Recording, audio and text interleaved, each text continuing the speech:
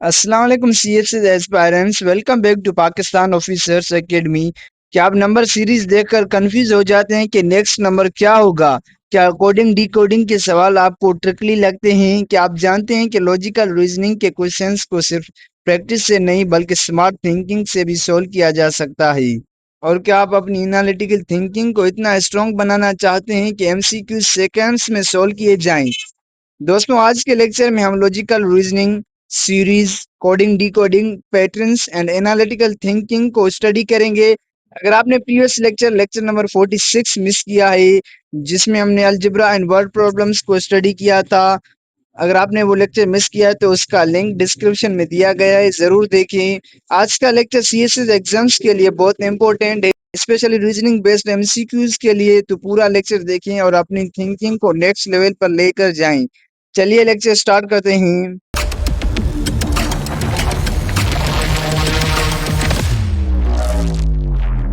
Students, हम start करते हैं लॉजिकल रीजनिंग से। अब हम लॉजिकल रीजनिंग का बेसिक कॉन्सेप्ट को डिटेल में समझेंगे ताकि आप इस स्किल को अच्छी तरह समझ सकें। सबसे पहले हम इसकी डेफिनेशन देखते हैं। Logical reasoning is the ability to analyse information and solve problems using logic and patterns. यानी लॉजिकल रीजनिंग का मतलब है कि किसी भी इंफॉर्मेशन को ध्यान से देखना, उसे एनालाइज करना और फिर लॉजिक यानी सोच और पैटर्न की मदद से प्रॉब्लम का सलूशन निकालना। आप इसमें फैक्ट्स को समझते हैं, उनके बीच रिलेशन ढूंढते हैं और लॉजिकल तरीके से आंसर तक पहुंचते हैं। यानी यह सिर्फ नंबर्स तक लिमिटेड नहीं होता बल्कि थिंकिंग और डिसीजन मेकिंग का प्रोसेस होता है। आगे लिखा है test thinking skills rather than memorisation. यानी लॉजिकल रीजनिंग में रट्टा लगाने का कोई फायदा नहीं। यहाँ आपकी सोचने की एबिलिटी, प्रॉब्लम सोल्व करने की स्किल, डिसीजन लेने की कैपेबिलिटी टेस्ट होती है। आपको फार्मूलाज या डेफिनेशंस याद करने से ज्यादा जरूरी होता है कि आप सिचुएशन को समझकर सही लॉजिक अप्लाई कर सकें। अगर एग्जाम्स में कोई ऐसा पैटर्न आए जिसमें लिखा हो ए सी ई एंड जी, इसे आप ध्यान से देखें। ए के बाद सी के बाद ई के बाद जी और नेक्स्ट क्या आएगा, ये पैटर्न होता है। यहाँ आप गौर से सोचें, यहाँ हर लेटर के बीच एक लेटर स्किप हो रहा है।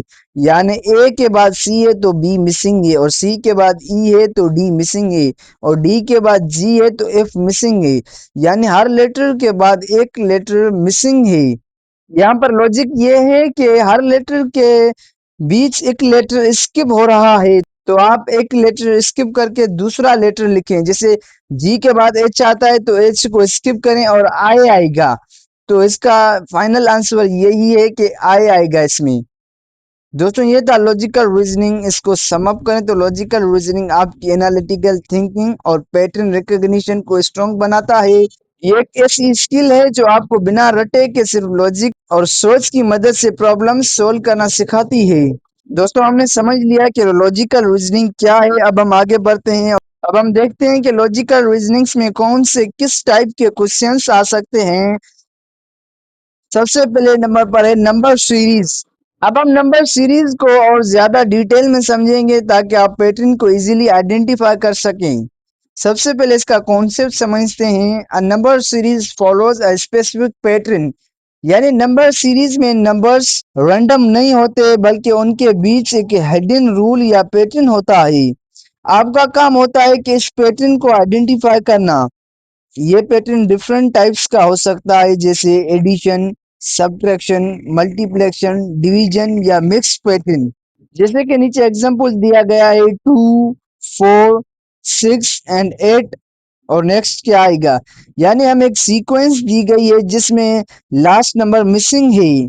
हमें समझना है कि नंबर्स कैसे बढ़ रहे हैं। स्टेप नंबर 1 है पैटर्न को आइडेंटिफाई करो।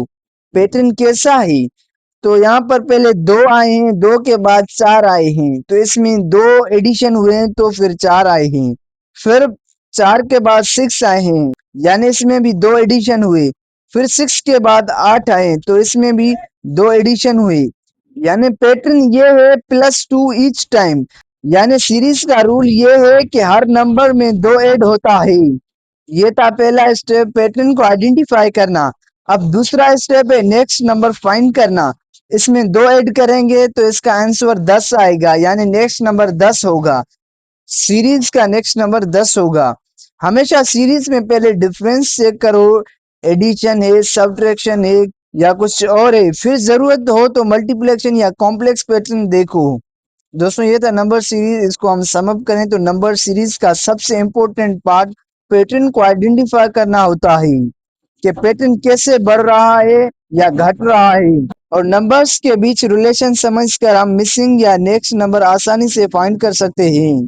दोस्तों ये था नंबर सीरीज। अब हम आगे बढ़ते हैं और देखते हैं टाइप्स ऑफ सीरीज। अब हम नंबर सीरीज की डिफरेंट टाइप्स को डिटेल में समझेंगे ताकि आप किसी भी पैटर्न को इजीली आइडेंटिफाई कर सकें। स्टूडेंट्स, नंबर सीरीज की पहली टाइप एरिथमेटिक सीरीज, यानी कांस्टेंट एडिशन और सब्ट्रैक्शन। यानी एरिथमेटिक सीरीज वो होती है जिसमें नंबर्स में हर स्टेप पर सेम वैल्यू ऐड या सब्ट्रैक्ट होती है।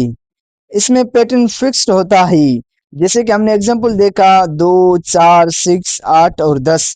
या हर नंबर में 2 ऐड हो रहा है, या तो 10, 8, 6, 4 यहाँ पर घट रहे हैं, और यहाँ पर हर स्टेप पर 2 माइनस यानी सब्ट्रैक्ट हो रहा है। ये है पहली टाइप। और दूसरी टाइप है जियोमेट्रिक सीरीज। इसमें मल्टीप्लिकेशन या डिवीजन पैटर्न होता है, यानी जियोमेट्रिक सीरीज में नंबर्स को मल्टीप्लाई या डिवाइड किया जाता है। हर स्टेप पर सेम नंबर से मल्टीप्लिकेशन या डिवीजन होती है, जैसे कि एग्जांपल है 2, 4, 8 और 16। यहाँ हर नंबर को 2 से मल्टीप्लाई किया जा रहा है। देखें 2 है, फिर 4 है, फिर 4 के बाद 8 है, फिर 8 के बाद 16 है, यानी हर नंबर को 2 से मल्टीप्लाई किया जा रहा है। ये थी दूसरी टाइप जियोमेट्रिक सीरीज। अब तीसरी टाइप है mix series, combination of patterns. यानी मिक्स सीरीज वो होती है जिसमें एक से ज्यादा पैटर्न्स यूज होते हैं। इसमें कभी एडिशन होता है, कभी मल्टीप्लिकेशन होता है, या कोई और रूल फॉलो होता है। जैसा कि एक एग्जांपल है 2, 3, 6, 7 और 14। यहाँ पैटर्न अल्टरनेटिव है, यानी मिक्स्ड है। पहले 2 था, फिर 3 हो गया। यहाँ पर क्या हुआ, 1 प्लस ऐड हुआ, यहाँ पर 1 ऐड हुआ, और फिर 3 के बाद नेक्स्ट नंबर 6 आया। यहाँ पर क्या हुआ, 2 से मल्टीप्लाई हुआ, फिर 6 के बाद क्या हुआ, 7 आया, यानी यहाँ पर 1 ऐड हुआ, फिर 7 के बाद 40 आया, यहाँ पर 2 से मल्टीप्लाई हुआ, यानी ये मिक्स्ड सीरीज है। दोस्तों ये थी टाइप्स ऑफ सीरीज। सीरीज की टाइप पहचान करना सबसे इम्पोर्टेंट स्टेप होता है, क्योंकि इसी से नेक्स्ट नंबर फाइंड होता है। एरिथमेटिक में एडिशन या सब्ट्रैक्शन होता है, जियोमेट्रिक में मल्टीप्लिकेशन या डिवीजन, और मिक्स सीरीज में कॉम्बिनेशन पैटर्न्स होते हैं। दोस्तों हमने लॉजिकल रीजनिंग के क्वेश्चंस में से सबसे पहले नंबर पर देखा नंबर सीरीज और नंबर सीरीज के टाइप्स को देखा। अब हम आगे बढ़ते हैं और देखते हैं कोडिंग और डिकोडिंग। अब हम कोडिंग डिकोडिंग को डिटेल में समझेंगे ताकि आप इस कॉन्सेप्ट को इजीली समझकर सोल्व कर सकें। इसका बेसिक कॉन्सेप्ट ये है, coding decoding involves converting words और नंबर्स इनटू कोडेड फॉर्म। यानी कोडिंग डिकोडिंग में हम वर्ड्स यानी लफ्जों या नंबर्स को एक स्पेशल रूल के जरिए कोडेड फॉर्म में कन्वर्ट करते हैं। इसका मतलब होता है कि ओरिजिनल इंफॉर्मेशन को किसी हिडन या डिफरेंट फॉर्म में लिखना, और फिर उसी रूल को यूज करके वापस ओरिजिनल या आंसर तक पहुंचाना। ये लॉजिकल रीजनिंग का इम्पोर्टेंट पार्ट है जिसमें पैटर्न और रूल्स को समझना जरूरी होता है। जैसे कि नीचे एग्जांपल दिया गया है, if a is equal to 1, b is equal to 2। यानी यहाँ पर हर लेटर को उसकी पोजीशन के हिसाब से नंबर दिया गया है। a 1 के बराबर है, 2 b के बराबर है, c 3 के बराबर है, और ऐसे ही चलते चलते z 26 के बराबर है। एग्जाम्पल का दूसरा पार्ट है, then cat is equal to 3 plus 1 plus 20 is equal to 24। यानी वर्ड केट को लेटर्स में ब्रेक करें तो c इज इक्वल टू 3, यानी c 3 के बराबर है, और a 1 के बराबर है, और t 20 के बराबर है। अब इन सब को ऐड करते हैं तो फाइनल आंसर 24 आता है। इस तरह केट का कोडेड वैल्यू 24 बन जाता है। कोडिंग डिकोडिंग में हमें रूल्स को समझकर वर्ड्स या नंबर्स को कन्वर्ट करना होता है। लेटर्स को नंबर्स या किसी पैटर्न में कन्वर्ट करके हम कोडेड फॉर्म बनाते हैं और फिर सेम रूल फॉलो करके आंसर फाइंड करते हैं। दोस्तों ये था कोडिंग एंड डिकोडिंग। अब हम आगे बढ़ते हैं और देखते हैं पैटर्न रिकॉग्निशन। अब हम पैटर्न रिकॉग्निशन को डिटेल में समझेंगे ताकि आप किसी भी सीक्वेंस को आसानी से आइडेंटिफाई कर सकें। सबसे पहले इसका ओवरव्यू देखते हैं। Patterns can be in numbers, letters और शेप्स। यानी पैटर्न रिकॉग्निशन में हमें डिफरेंट चीजों के बीच हिडन रूल को ढूंढना होता है। ये पैटर्न नंबर्स, लेटर्स या शेप्स किसी भी फॉर्म में हो सकता है। लॉजिकल रीजनिंग में सबसे इम्पोर्टेंट स्किल ये होता है कि आप आइडेंटिफाई कर सकें कि सीक्वेंस का रूल क्या है। जैसे कि एग्जांपल दिया गया है ए सी ई फिर जी। यानी यहाँ लेटर्स की एक सीरीज दी गई है और हमें नेक्स्ट लेटर फाइंड करना है। अगर हम ध्यान से देखें तो लेटर्स कंटिन्यूसली नहीं आ रहे। पैटर्न स्किपिंग वन लेटर्स, यानी हर लेटर के बाद एक लेटर स्किप हो रहा है। पहले ए आया है फिर सी यानी बी स्किप है, फिर सी के बाद ई आया है तो डी स्किप है, फिर ई के बाद जी आया है और एफ स्किप है। इस तरह पैटर्न समझ आता है कि हर अल्टरनेट लेटर लिया जा रहा है। यानी हर बार एक लेटर स्किप किया जा रहा है तो हम एक लेटर स्किप करेंगे और नेक्स्ट लेटर आएगा आई। यानी जी के बाद एच स्किप होगा और फिर नेक्स्ट लेटर आई आएगा। दोस्तों ये था पैटर्न रिकॉग्निशन। पैटर्न रिकॉग्निशन में हमें सीक्वेंस के हिडन रूल को आइडेंटिफाई करना होता है, चाहे वो नंबर्स, लेटर्स या शेप्स हों। पैटर्न्स को समझकर हम इजीली मिसिंग या नेक्स्ट एलिमेंट फाइंड कर सकते हैं। दोस्तों अब हम आगे बढ़ते हैं और देखते हैं एनालिटिकल थिंकिंग। अब हम एनालिटिकल थिंकिंग को डिटेल में समझेंगे ताकि आप इस स्किल को प्रॉपरली डेवलप कर सकें और रीजनिंग क्वेश्चंस इजीली सॉल्व कर सकें। सबसे पहले इसकी डेफिनेशन को देखते हैं। इसकी डेफिनेशन है analytical thinking involves breaking down problems into smaller parts and solving step by step. यानी एनालिटिकल थिंकिंग का मतलब है कि किसी भी प्रॉब्लम को एक साथ पूरा समझने के बजाय उसे छोटे छोटे पार्ट्स में डिवाइड करें और फिर स्टेप बाय स्टेप उसका सलूशन निकालें। इस अप्रोच से प्रॉब्लम ज्यादा सिंपल हो जाती है और कंफ्यूजन कम होती है। इसमें फोकस कहाँ कहाँ पर होता है अब हम ये देखते हैं। फोकस ऑन सबसे पहले नंबर पर है ऑब्जर्वेशन। यानी सबसे पहले हमें प्रॉब्लम को ध्यान से ऑब्जर्व करना होता है, हर डिटेल को नोटिस करना जरूरी होता है ताकि कोई इंपॉर्टेंट क्लू मिस ना हो। और दूसरे नंबर पर है लॉजिक। यानी ऑब्जर्वेशन के बाद हमें लॉजिक अप्लाई करना होता है। इसका मतलब है कि सोच समझकर रूल्स और पैटर्न्स के जरिए करेक्ट कंक्लूजन तक पहुंचना। तीसरे नंबर पर है एलिमिनेशन मेथड। यानी जब मल्टीपल ऑप्शंस हों तो उनमें से रॉन्ग ऑप्शंस रिमूव करते हुए सही आंसर तक पहुंचना। इस मेथड से कंफ्यूजन कम होती है और करेक्ट आंसर क्विकली मिल जाता है। दोस्तों एनालिटिकल थिंकिंग का मेन गोल कॉम्प्लेक्स प्रॉब्लम्स को सिंपल पार्ट्स में डिवाइड करके लॉजिकली सॉल्व करना होता है।